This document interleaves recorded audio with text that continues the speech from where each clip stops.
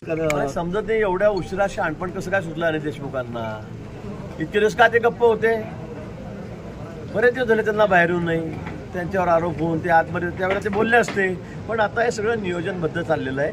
मुद्दाम फडणवीस साहेबांना बदनाम करायचं, काहीतरी या शासनाला बदनाम करायचं, त्यासाठी त्यांचा केवलवाणा प्रयत्न चाललेला आहे. या उलट तिथे शिडी देवेंद्रजींनी त्या ठिकाणी जी रेकॉर्डिंग विधानसभेत दाखवलं होतं ते अनिल देशमुखांच्या विरोधातच होतं.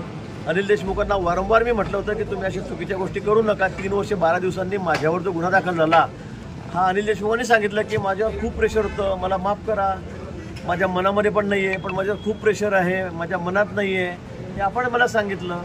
आणि प्रवीण चव्हाण ॲडव्होकेट यांची जी सीडी काढली गेली कोणीची काढली कॅमेऱ्यामध्ये त्यांना बंद केलं, त्याच्यामध्ये त्यांनी वारंवार सांगितलं आहे अनिल देशमुख किती चांगले आहेत, अनिल देशमुख सगळ्या खोट्या गोष्टी करायला आपल्याला प्रयत्न करतायत, खोटे गुन्हे दाखल करायला अनिल देशमुख आपल्याकडे रेड कार्पेट आहे, हे त्यांनी सांगितलेलं आहे. त्यामुळे अनिल देशमुख आपली बाजू आता वाचवण्यासाठी, कारण CBIने सांगितलं आहे, CBIच्या रिपोर्टमध्ये तत्कालीन आमचे जळगावचे SP आहेत मुंडे, त्यांनी सुद्धा सांगितलं की यांनी माझ्यावर किती प्रेशर आणलं खोटा गुन्हा करण्यासाठी, दाखल करण्यासाठी, आणि म्हणून त्यातून वाचण्यासाठी अनिल देशमुख आता देवेंद्रजींवर बिनबुडाचे आरोप करतायत. मला असं वाटतं. रोजच्या ताज्या घडामोडींसाठी आवाज टीव्हीला सबस्क्राईब करा आणि बेल आयकॉन प्रेस करा.